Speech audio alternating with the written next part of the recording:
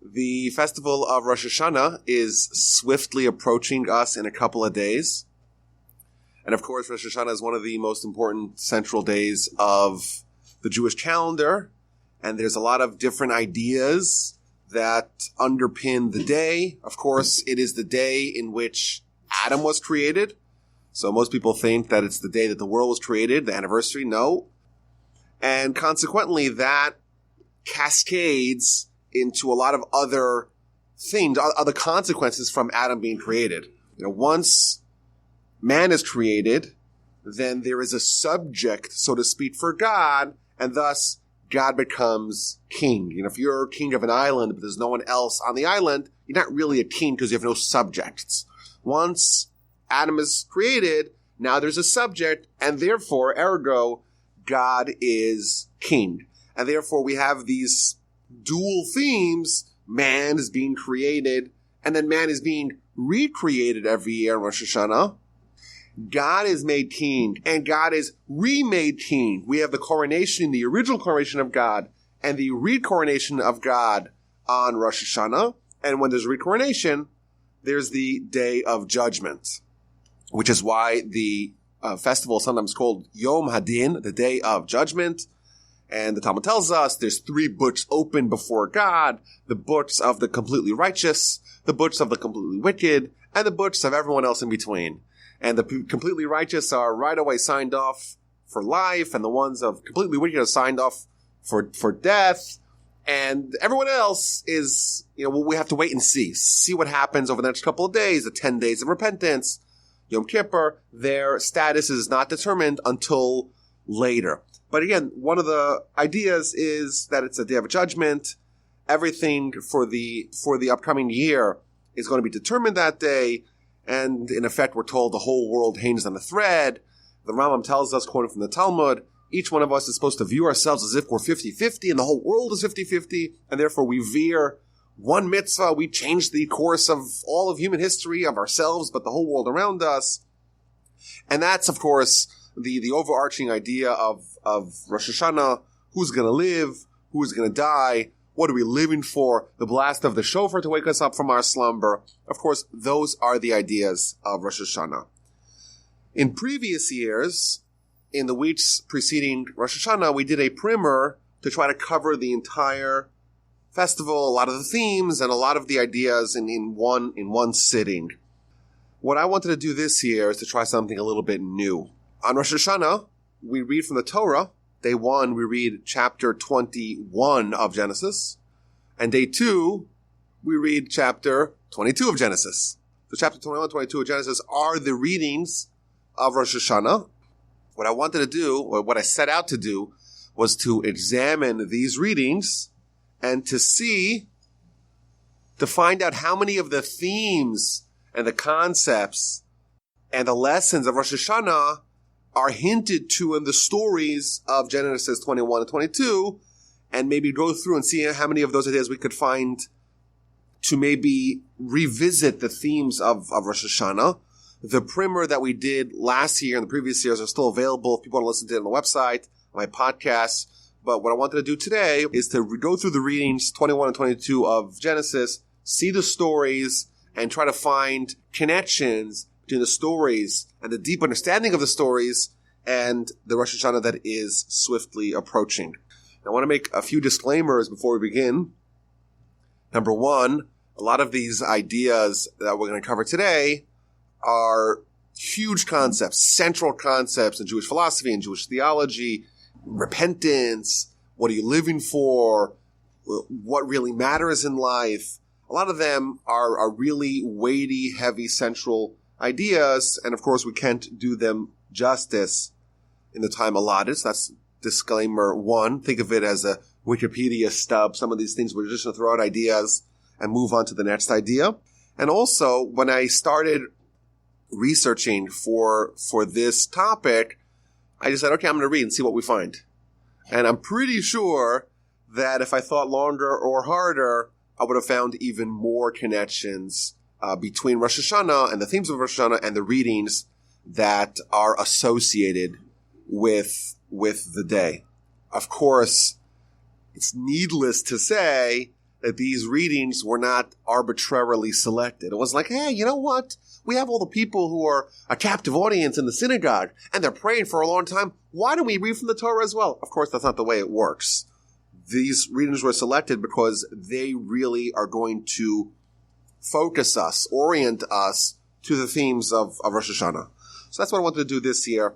Look at the readings and see what we find. So before we begin, let's go through a general just overview of what these readings are. What's the stories that we're covering?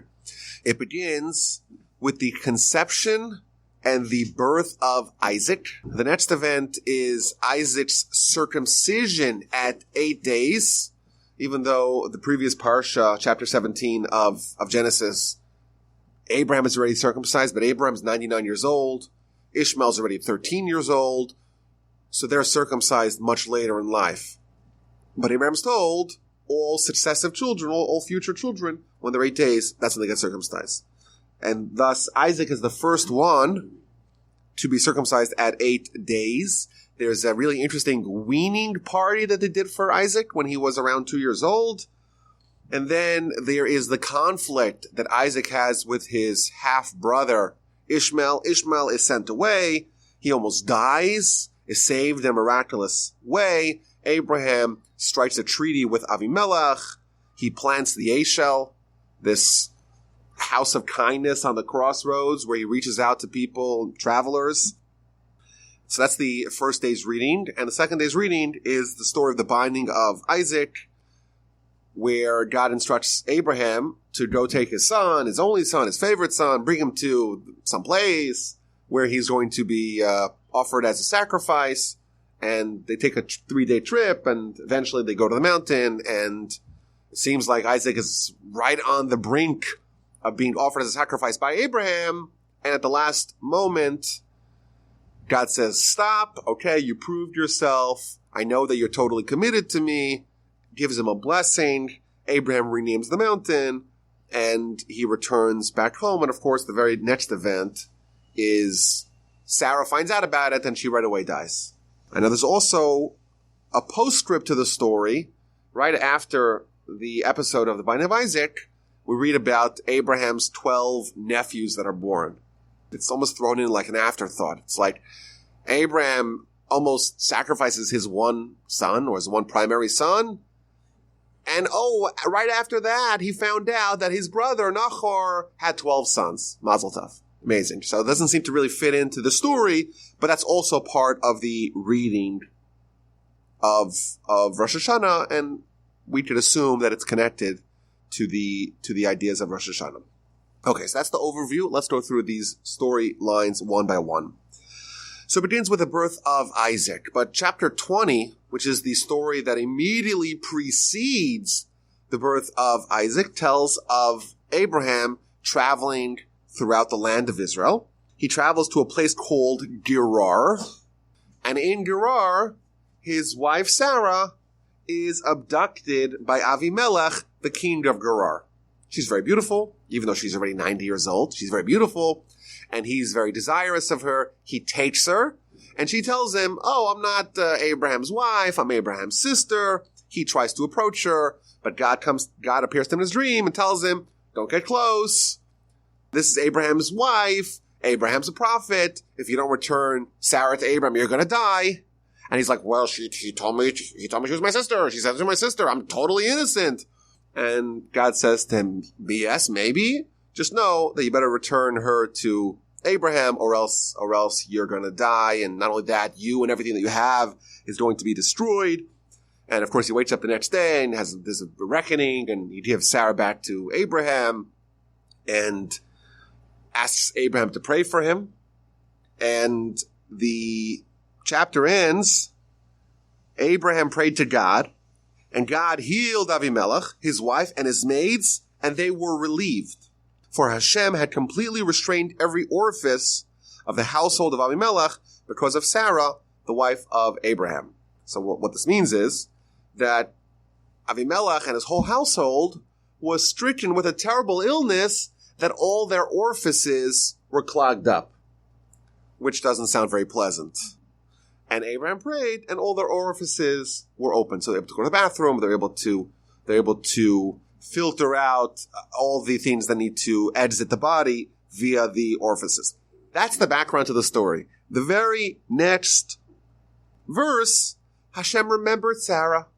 Sarah's 90 years old, well past her fertility age, and God remembers her. And he did for Sarah as he spoken. Sarah conceived and bore a son unto Abraham in his old age.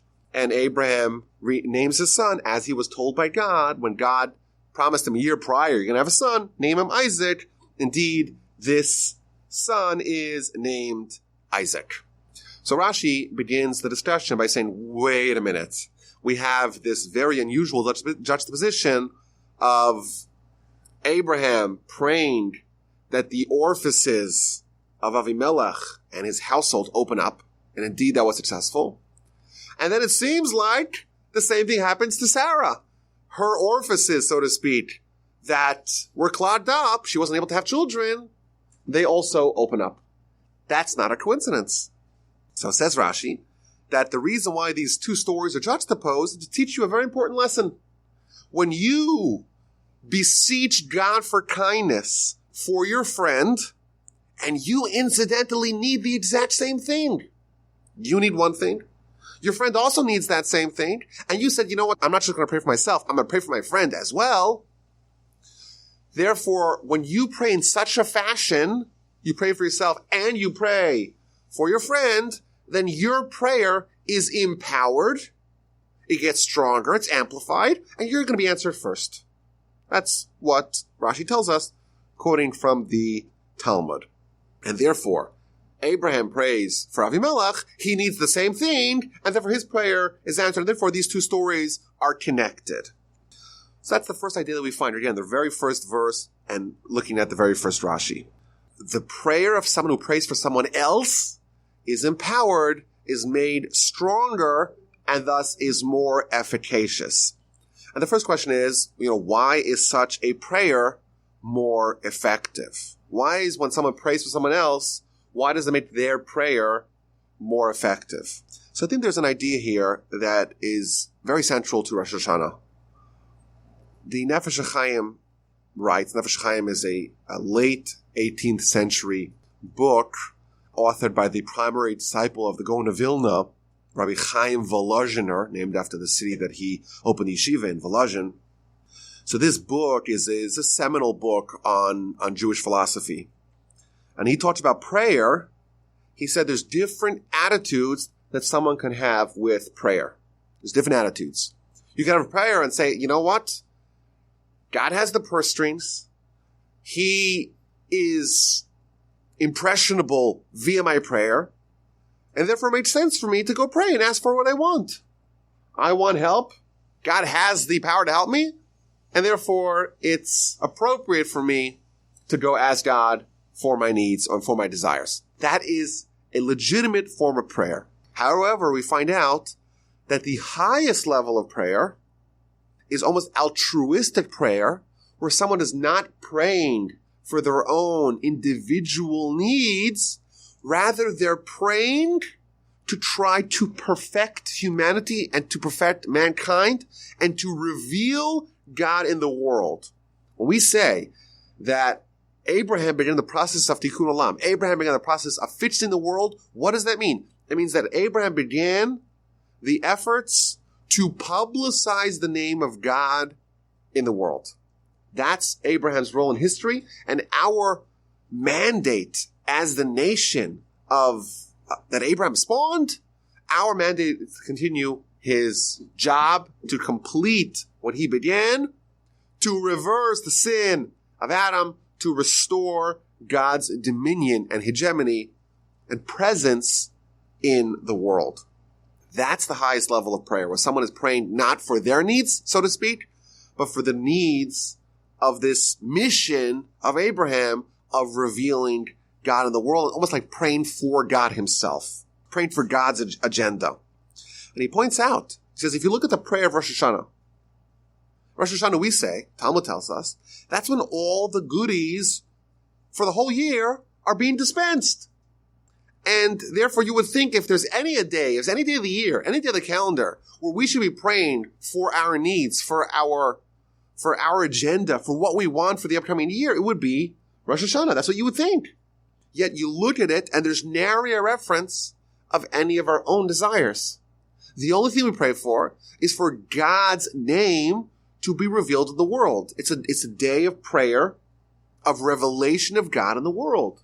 That's why one of the major themes is about God's kingship. That God is king, but it's hidden. And we're trying to reveal that. We're trying to make God's kingdom, not something which is hidden behind the facade. Rather, it's revealed to all. That's the highest level of prayer.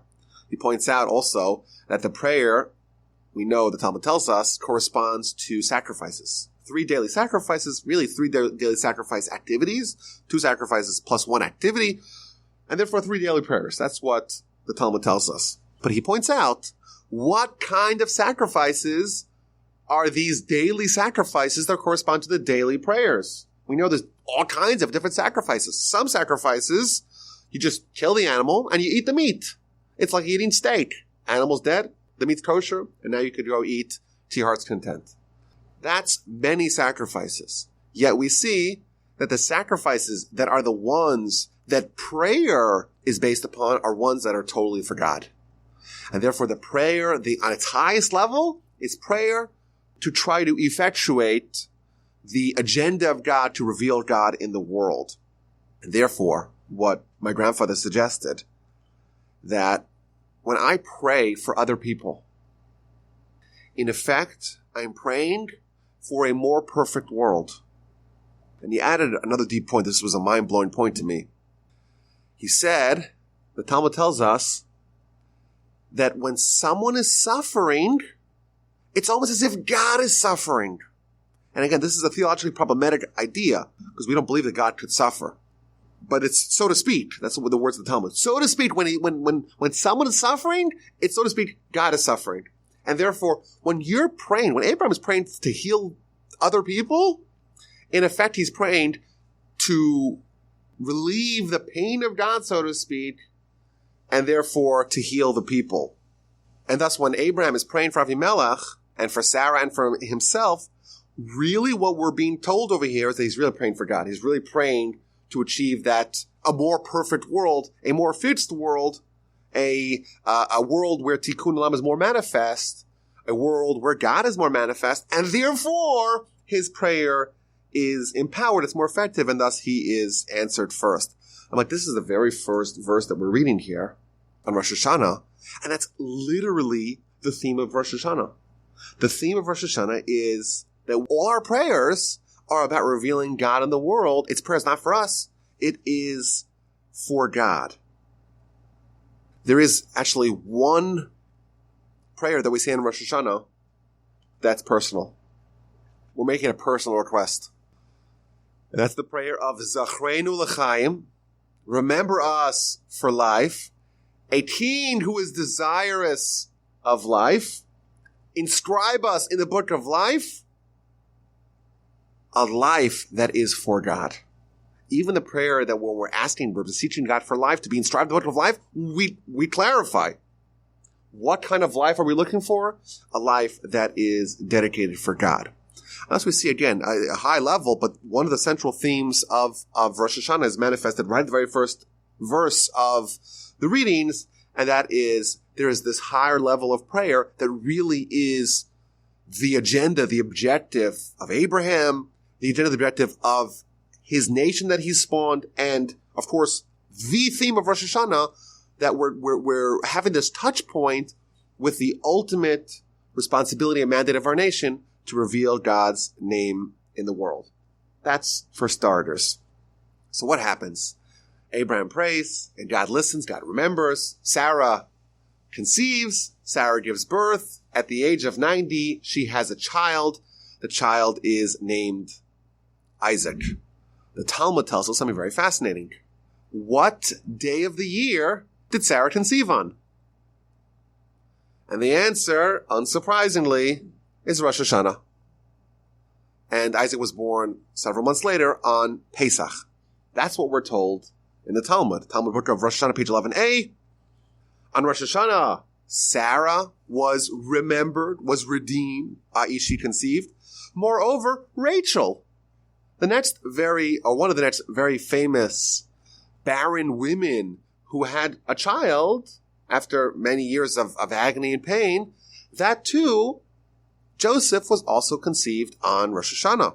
Moreover, Hannah, the mother of Samuel, read Samuel chapter 1. She's suffering terribly. She's praying from the depths of her heart to have a child. And she, of course, becomes the mother of Samuel, the greatest of the prophets of that era. Someone that even is on par, on the same pedestal as Moses and Aaron, to a certain extent. When does she conceive? She also conceives on Rosh Hashanah. So there's this obvious connection here between what's happening to Sarah and the power that's inherent in Rosh Hashanah. Sarah changes. Our sages tell us, based upon verses, in a few verses you read, that Sarah's so excited, and she says, who is the one who said to Abraham, Sarah would nurse children? And the obvious question is, well, Sarah's not nursing children. She's nursing only one child. What does it mean Sarah is nursing children? So Rashi right away jumps on this. Again, we have to know that Rashi is the eagle-eyed observer of the verse. Wait a minute. Sarah has one child. Why is she nursing children? So says Rashi, quoting from the Talmud, a lot of people got very cynical. They said, well, Sarah was married to Abraham for 60 years with no children. And suddenly she spends a night with Avimelech. We know that nothing happened.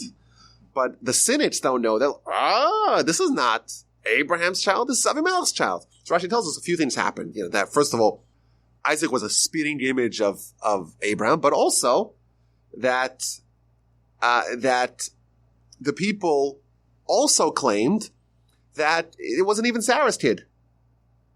She brought in they found some kid in the street, they picked up some kid from the homeless shelter, from the orphanage, and that's the child. So what happened? All the neighborhood moms brought their babies to Sarah, and she nursed them all. That's what Rashi says. She nursed them all. That's part of the miracle. It wasn't just that, she was 90 years old. She's not breastfeeding. Oh no, this is bottles, right? No, she was able to nurse the whole neighborhood. And we find out that the natural wrinkles that she had, they also went away. Her skin restored itself to the skin of a young woman without the aid of Botox. Moreover, Sarah also quips. Sarah said, God has made laughter for me. Whoever hears will laugh for me. So everyone's laughing. Again, the name Yitzchak, the word for Yitzchak is laughter. Tzchok is laughter. And therefore he's named after this laughter. It's such an amazing, it's so happy. People are so exuberant that they're just laughing out loud. That's what the verse says. But Sarah says specifically not just, I'm going to laugh, but everyone's laughing with me. What does Rashi say? Quoting from the Midrash, Sarah wasn't the only barren woman that was able to conceive and bear children. Many other barren women as well became fertile with her. Many other ill people, sick people, were healed with her. Many other prayers were answered with her, and there was abundant laughter and joy and exuberance in the world. Everyone's laughing. It's just a total revolution that's happening. And the way it's explained on the Kabbalistic level, it's with the idea of ha'arat panim, which means the bright visage of God.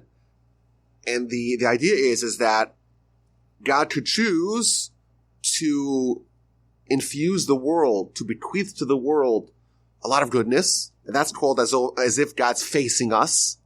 Or God could turn away from us, and then we're almost on our own, and then the world goes through periods of scarcity, bad luck, and just bad things happen to us. What's happening over here on this Rosh Hashanah is that the entire world's changing. God is revealing his face to the world, and therefore all good things are happening, and people are they're drunk with joy. Everyone's laughing because it's just working out for everyone. There's a revolution, there is a change. And what our sages tell us is that This is not just a coincidence. Oh, it all happens to happen in Rosh Hashanah. Sarah, it happened in Rosh Hashanah. Oh, and Rachel and Rachel as well, and Hannah as well, and other good things happen to happen. Not just good things, transformative things, things that were not possible previous. Sarah was barren, and suddenly everything changes. Physiologically, she changed. What our sages tell us is that that's because of Rosh Hashanah. What is Rosh Hashanah? Again, it's the day of creation of man. Every year, we filter through that same day and that same power of that day. And thus, if this is the day of the creation of man, you visit that same juncture in spiritual history. That's the day where man could be created anew. The day before Rosh Hashanah, Sarah was barren. She was infertile. She could not bear children. If you take her to the doctor and the doctor says, I'm sorry, she does not have the ability to have children. Sorry. And you know what? That doctor would be telling the truth. Because the day before Rosh Hashanah, she was not capable. But what happens? Comes Rosh Hashanah, it's a new day, it's a new year, it's a new world. God is recreating mankind, and he recreates Sarah, then now she does have the ability to conceive. And you know what? She does conceive. But this also filtered out to the whole world. Everyone has now been given a new lease on life, and there's joy and exuberance everywhere, and the whole world is laughing. We believe in an infinite God, but a finite world. That's the Jewish belief. Infinite God, finite world. But because God is infinite, and he has to make some point where the finiteness ends, he has to make the parameters, the borders of the world, that therefore means that the world can change. The world is dynamic. Because God could choose to give more of his infiniteness, to extend more of that to the world, or to curb that. That's the idea that we just mentioned, the idea of Harat Panim. God could turn his face, so to speak, to the world, and to endow the world with more goodness, or the God could curb the goodness. It means the world's in flux. The ratio of goodness is always changing.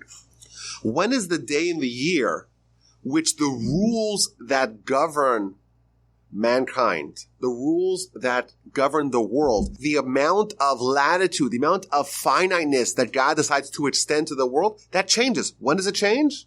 On Rosh Hashanah. Every Rosh Hashanah, God says, okay, how much goodness is the world going to get this year? How much of my infiniteness am I going to endow to the world for this upcoming year? The previous Rosh Hashanah, Sarah was, okay, last year you were infertile, and you know what? This year you're going to be infertile again. That didn't change from the previous year.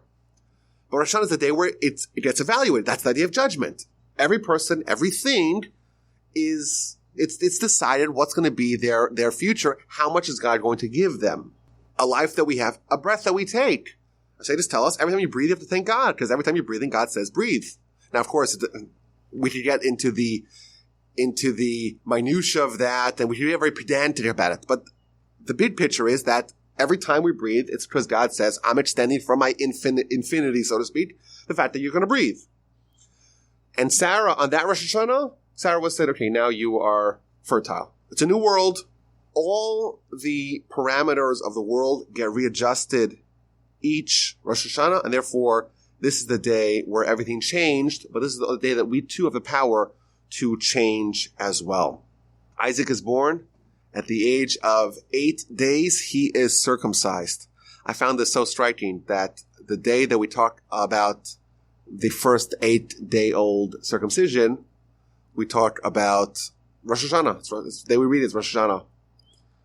And I don't want to get too technical here or too graphic here, but the idea of circumcision on a spiritual level is based upon the idea that every part of the body corresponds to a certain spiritual idea. For example, the right hand versus the left hand. We're told that the right hand of God is kindness, the left hand is judgment, and therefore the right hand is stronger than the left hand, and therefore there's more kindness that God dispenses to the world versus judgment. If it was the other way around, it would be a much harsher world. It's an idea that is ubiquitous in the Kabbalistic literature, and you find hints to it also, Rashi, throughout the Torah. The mitzvah of circumcision corresponds to the idea of the revelation of God's crown in the world. And, it's no coincidence that Abraham is the one who kickstarts the mission of reversing what Adam did. Adam lived in a world, at least initially, where God was ever present. He did the sin, and thus he made God hidden, so to speak, and now the mission of mankind is to undo that. In the words of the Talmud, Adam was created circumcised, but he pulled his foreskin to once again make himself uncircumcised. That's the words of the Talmud. You read that simply, you think that Adam did a very painful procedure, but that's not the point. On a deep level, the metaphor is that Adam arrived in a world where God was ever present, but he undid that, and now Abraham is the one who's given the mitzvah to symbolize in our very body, in the part of our anatomy that we're most similar to God. That's where we have creation, the idea of a human to create like God, in the image of God, specifically where we're most similar to God. We do this mitzvah, which symbolizes the revelation of the crown of God in the world.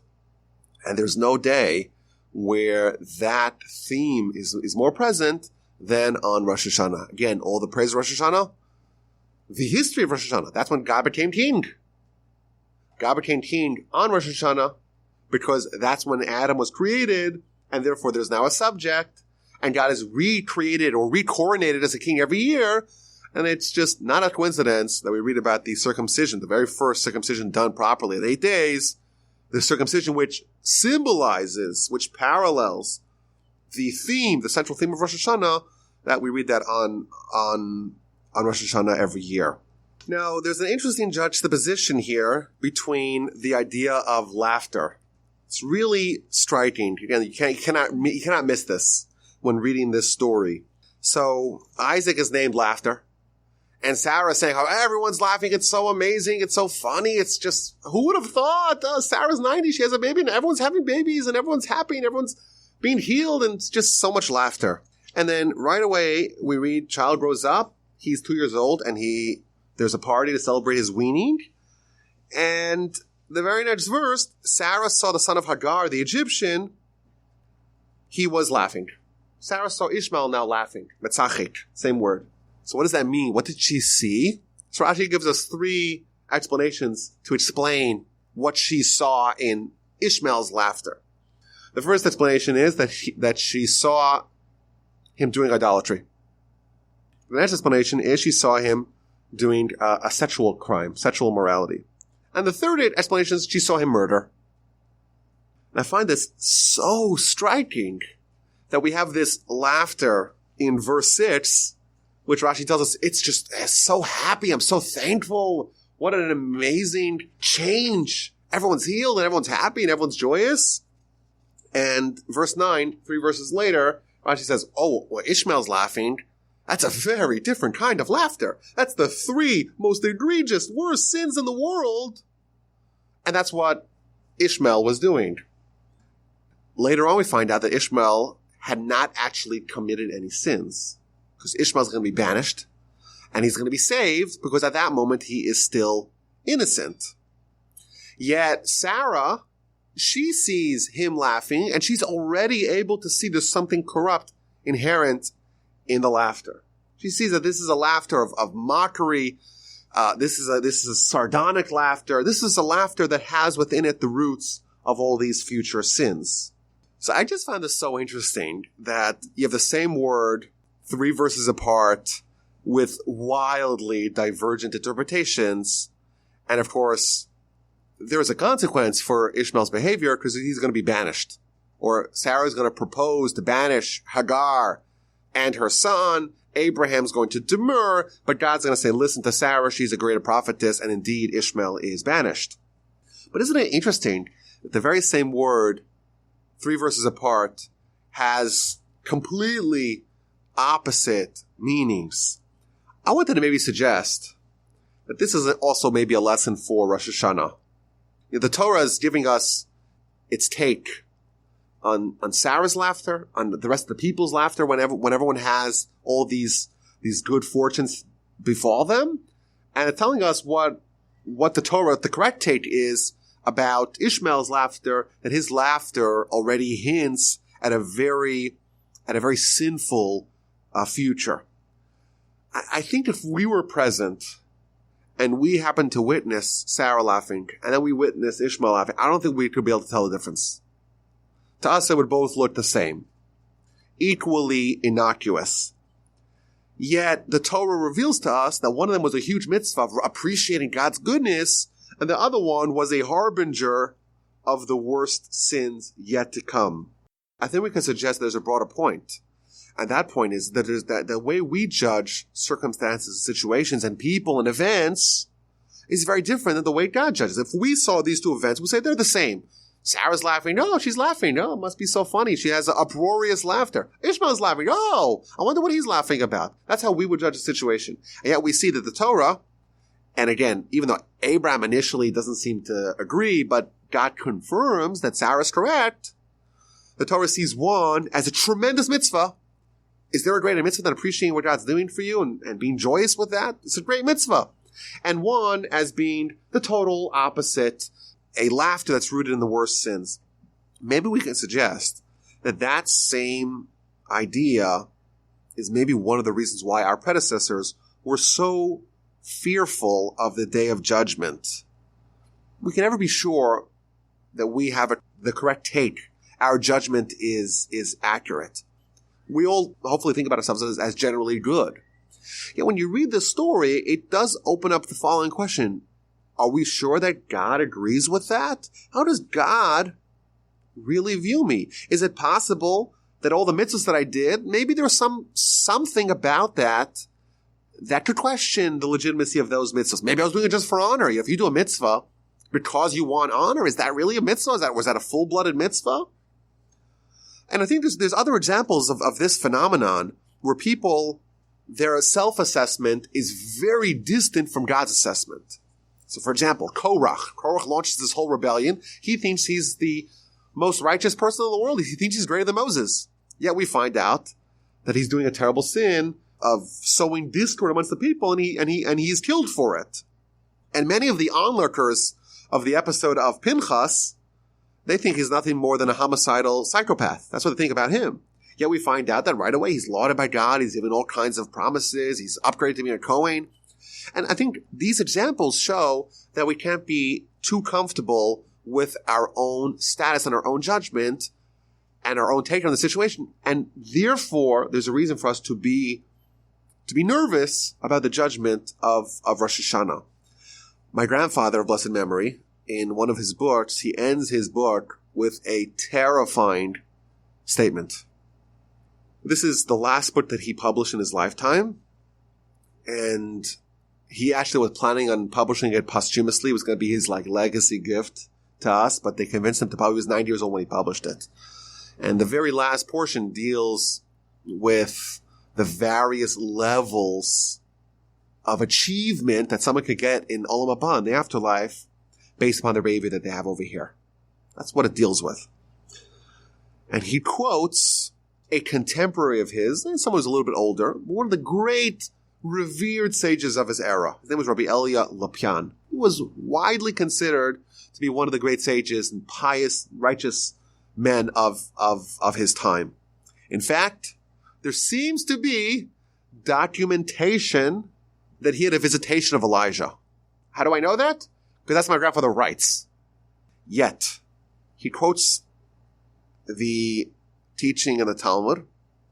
The Talmud says as follows. The Talmud says, Jewish sinners with their body and non-Jewish sinners with their body. What happens to them? They descend to Gehenna, and they are judged in Gehenna for 12 months. And after 12 months, their body is destroyed, and their soul is nothing but a heap of ashes. And a wind comes, and the wind blows the leftover residue of their soul under the feet of the righteous. That's what the Talmud says. That's scary, right? That's kind of scary. So Rabbi Eli Lopian said that this, even though it sounds very negative, actually, this is a very high level of achievement. When someone's only burned in Gehenna for 12 months, and there's still something left of them, and the wind comes and blows it under the feet of the righteous, it's such a high level that he hopes that after he dies, he's able to obtain that level. That's what my grandfather writes about someone who allegedly had a visitation of Elijah. The tzaddik is like, he's so unsure with himself. Who knows? Have I accomplished anything? You know, the self-critique is so intense, and the absorption of how Torah judges someone and how that could be wildly different than how we view ourselves, that was so ingrained that he said, I hope I even achieve this level. And to us, it sounds like this is the sinners, the people who sin with their body. Oh, it's a terrible thing that they're burned for 12 months and whatever's left is swept under the feet. It sounds like it's terrible. And he's like, I really strive to hit that level. That's an illustration of how the righteous view themselves. And I think from this story and the contrast of the laughter of Sarah and the laughter of Ishmael, there is some credence to the idea of we really should not be too comfortable with our own stature, because who knows really what God really thinks of us? Who knows what it looks like when we get scrutinized by God, and the laughter that seems innocuous to humans, God puts the lens on it, and, well, what does it mean? There's three things it could mean. It can mean either murder, or rape, or idolatry. That's how the Torah views it. And for us, if we were the judges, we would say, this is totally innocuous. Let it pass. It does not pass. And instead, Ishmael is actually banished as a result of this episode. Sarah hears what Ishmael is, how he's behaving, and she says, okay, we have to drive him out. Abraham is greatly distressed. He doesn't want to send away his son, apparently. And God tells Abraham, don't be distressed. Whatever Sarah tells you to do, you listen to her. Isaac is going to be your true heir. Yes, the son of Hagar, Ishmael, is going to be made into a great nation. True. He is your offspring, and therefore he's going to be a great nation, but he's not going to be your heir. He's not going to be the one to complete what you began. So Abram wakes up in the morning early. He gives provisions to Hagar, and he sends them off, and she goes on her way. She's in the desert, and the water runs out. And Rashi tells us the water runs out because Ishmael was sick, and therefore he's drinking a lot of water, and therefore they run out of the water, and now Ishmael's about to die. So let's look at this event of the banishing of Ishmael. You know, we know that Abraham, he is heralded as the paradigmatic figure of kindness. He's the one who really personifies the idea of doing kindness to other people. Yet we see in the readings of Rosh Hashana that he does two very unkind things. Namely, he banishes his own son, and he tries to murder his other own son. What's the deal? How do we reconcile Abraham's kindness with acts that seem to us to be decidedly cruel? I think the easy answer is that Abraham was not someone who was doing kindness in isolation. Abraham was someone who was completely a servant of God. And if God tells you to do something, you do it. Even if it's against your tendency is to do kindness, but your tendency to do kindness is because that's the will of God. Abraham wasn't someone who happened to do faith and happened to do kindness, and those two are not related. He was doing the will of God. The will of God is that we become kind. But when the will of God is that we act in a cruel way, or in a way that appears to be cruel, he did that with the same eagerness as he did all his actions, because all his actions were trying to fulfill the will of God. In fact, we find out in both of these stories, Vayashkem Avraham Baboker, Abraham woke up in the morning early, both to banish his son and to go execute his other son, Isaac, the binding of Isaac's story. Both of them he does eagerly. He wakes up early in the morning. He runs to do it because he's motivated by one thing and one thing alone, and that is doing the will of God. And I think we pray in Rosh Hashana, remember us for life, give us life, inscribe us in the book of life, but then we clarify, what kind of life are we asking for? We're asking for Le'ma'ancha Elokim chaim. We're asking for a life that is living for God. I think this is a great illustration of someone who actually lived a life for God. These stories, it seems to be stories that are conflicting with Abraham's character. Abraham is the paragon of kindness, and he's acting in a cruel way. Then we find out, no, Abraham is not a man of kindness per se. Abraham is a man of doing the will of God. Abraham is the man who is living a life solely focused on the agenda of God. Normally that means do kindness. When God says, go banish your son, it doesn't make sense to us. It's unkind in our eyes. But what motivates Abraham is living a life based upon what God wants. God wants me to banish Ishmael. He banishes Ishmael. God wants me to execute Isaac. He does all he can to try to execute Isaac. Now, it's interesting. We find in the verse 11, this matter greatly distressed Abraham. He was very distressed. So why was he distressed? So we would say because you have your son. He's a teenager.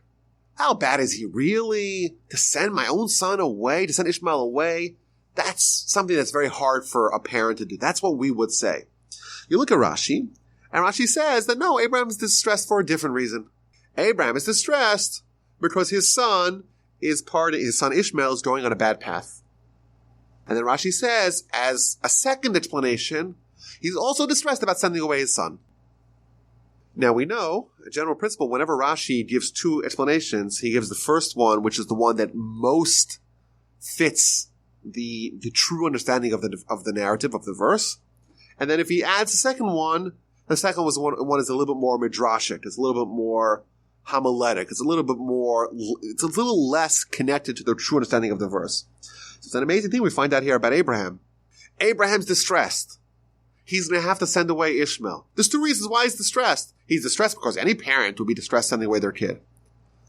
But he's also distressed because Ishmael, his son, is heading in the wrong path, in the wrong direction. Which one of those emotions, which one of those feelings is more correct, tells us Rashi?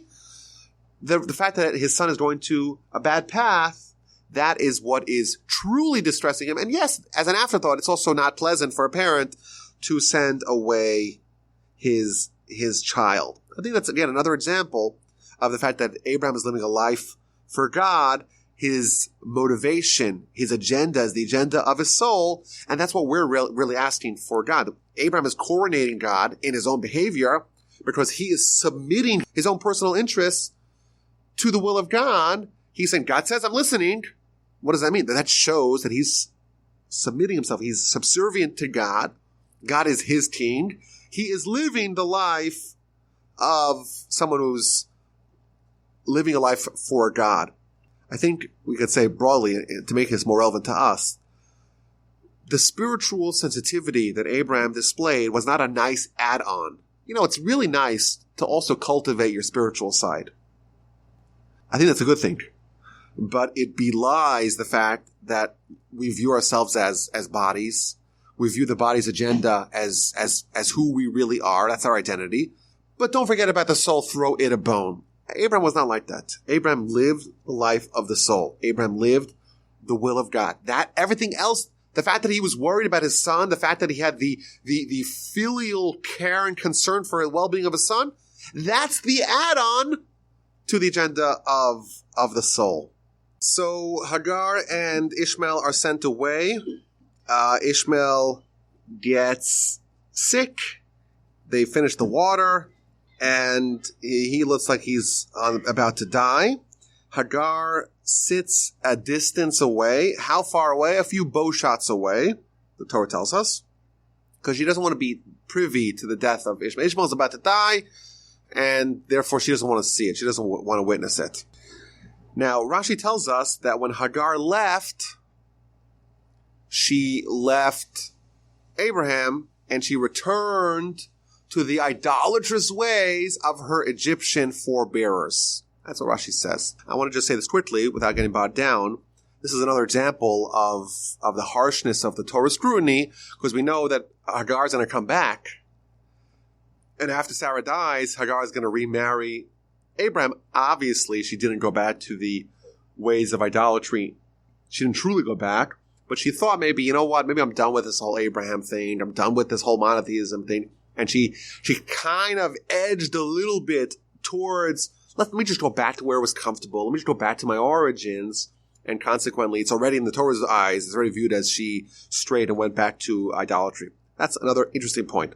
But the Torah tells us that Hagar, when she deposits Ishmael, she's a bow shot away. What that reveals to us is that it wasn't just Sarah who knew that Ishmael was rotten, had a wild temper, and had a tendency towards violence. It was a volatile child. It seems like Hagar is also aware of that. Why would the Torah tell us that she's bow shots away from him? What I think it's telling us, a simple understanding, is that she knows he's violent, and she doesn't want to be the receptacle or the recipient of his violence, and therefore she's like, I'm going to be out of range. I don't want him to pick up his bow and start shooting me. I'm going to go out of range just in case Ishmael wakes up and is angry at me. Even his mother knows that he has a violent tendency. So what happens? She's sitting at a distance. She starts crying. And verse 17, God heard the cry of the youth. And an angel of God called to Hagar from heaven and said to her, why are you upset? Don't worry. God heeded the cry of the youth.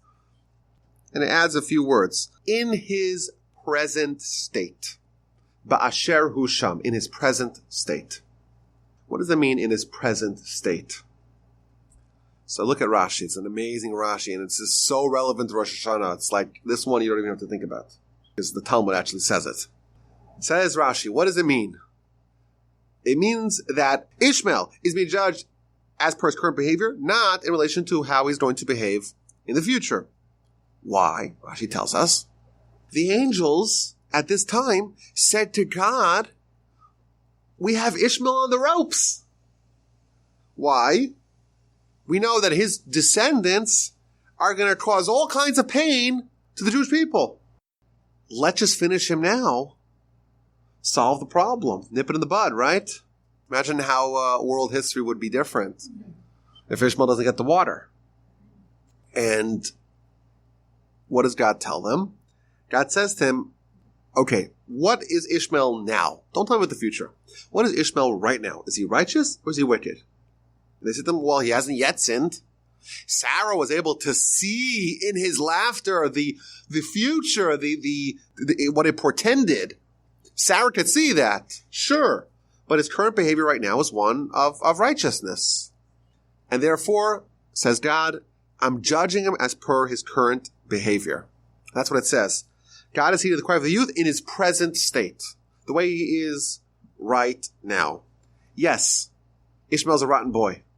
He has violent tendencies. He was justly banned from his father's home. And even his mother, she positions herself an arrow shot away because who knows what he could do. He's a little bit of a loose cannon. Yet, God says, you know what? All these things are true. Nonetheless, his current behavior is one of righteous.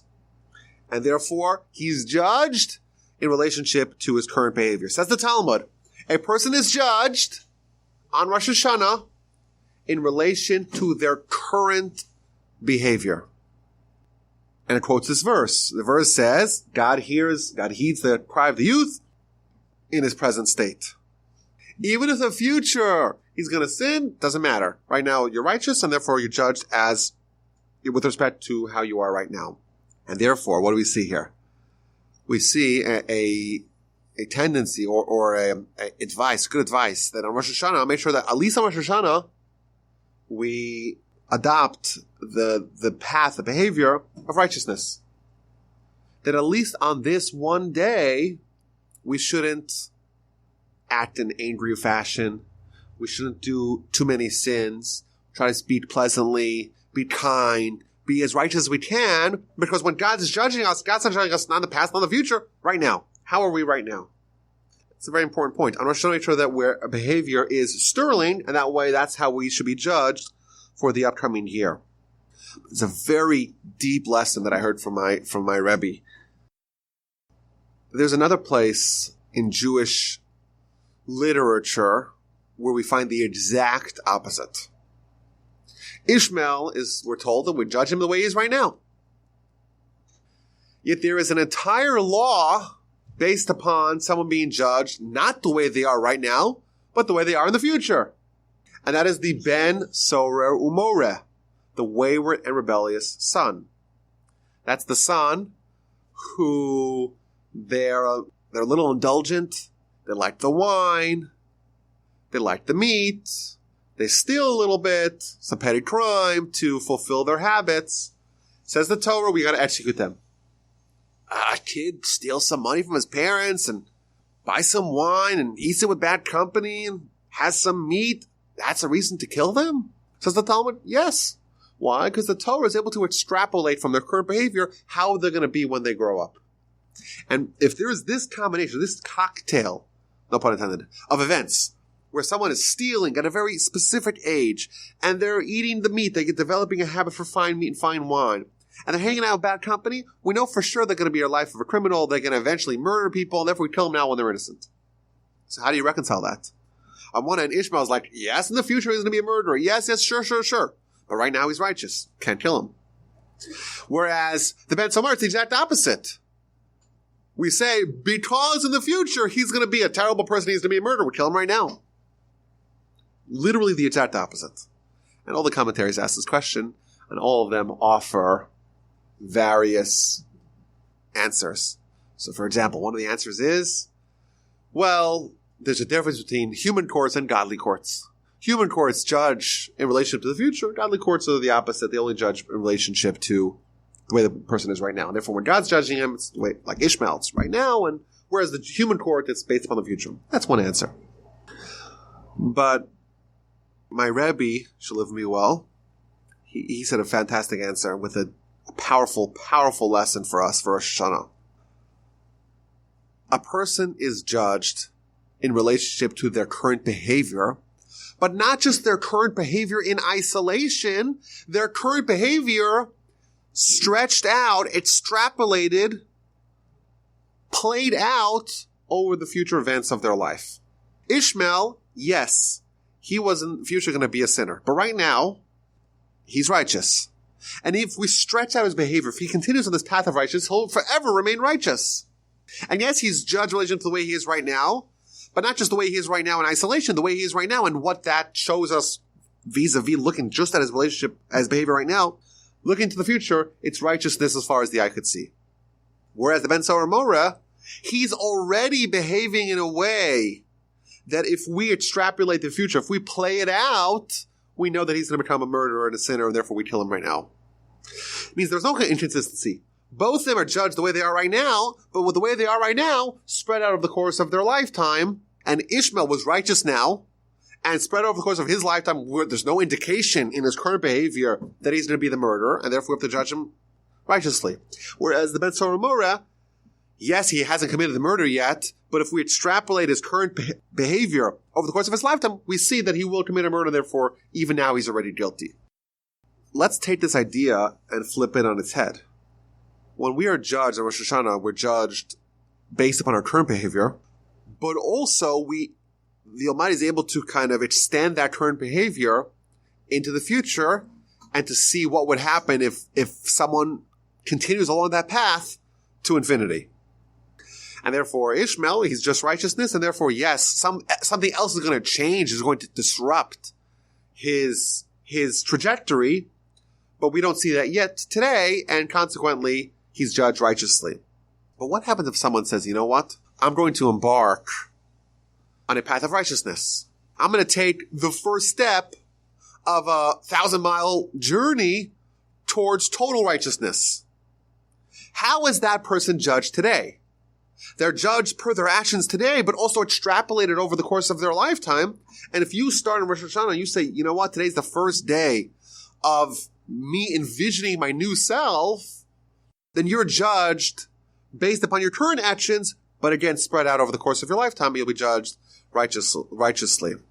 And thus, again, a very valuable tip to how to make sure that we ensure that we are judged favorably in Rosh Hashanah, and our current behavior on Rosh Hashanah is one of righteousness, we have this benefit of saying God's not going to judge our current behavior in isolation, in a vacuum, rather extrapolated over the course of a lifetime. And thus, if we take that first step, the Almighty already sees, if you continue along that journey, what it's going to look like. And that's a very good thing. And that's, again, a good tip to result in a wonderful judgment. I know we're out of time here, but there's one more thing that I wanted to share just from this story. I guess we only covered the first day of Rosh Hashana reading. But it's interesting. We see that Hagar and Ishmael, they leave, they survive, they get the water, and they end up in Egypt. And what happens? He lived in the desert of Paran. His mother took a wife for him from the land of Egypt. So we're told not a great deal about his wife. We only know that his wife came from Egypt. That's the only thing we know really about his wife from the verse. So look at Rashi, a beautiful Rashi. We know that Hagar, she herself, was from Egypt. And therefore she is going back to Egypt. That's the place where she's more comfortable. That's where she grew up. But therefore when she's selecting a wife for her son, she goes back to her homeland. And Rashi tells us that there's an adage, there's a popular adage that people say that relates to this point. If you throw a stick up in the air, it will fall down right where it began. People go back to their roots. That's the idea. And Hagar, she's looking for a wife for Ishmael. She goes back to her roots. Like you throw the stick up in the air, she's been far, far away from her roots, but ultimately she comes back to her roots. That's what Rashi says. I was thinking, isn't that what Rosh Hashana is all about? Rosh Hashana, with our whole life, we're up in the air. We're living this whole life, and we have all kinds of distractions. We're floating aimlessly, forgetting, so to speak, what we're living for. And then Rosh Hashana is the day where we go back to our roots. We remember, where did we come from?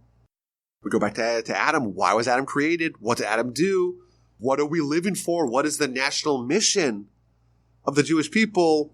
What are we here to accomplish? What really matters in our life? And we try to readjust our life trajectory every Rosh Hashana to make sure that we're still on course to live the life that we really want to live. It's just a beautiful illustration. The whole year we're up in the air. We're like that stick. You throw it up in the air.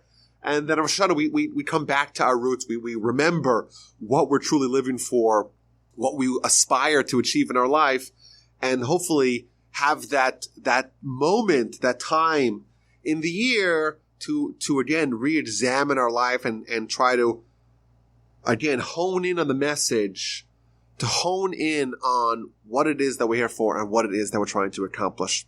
So those are some of the lessons that I pulled out from the Rosh Hashana reading. There are many, many more. Of course, we haven't even talked about the Akedah and the binding of Isaac and the shofar, of course, the horn of the ram that gets caught in the thicket, and everything that portends.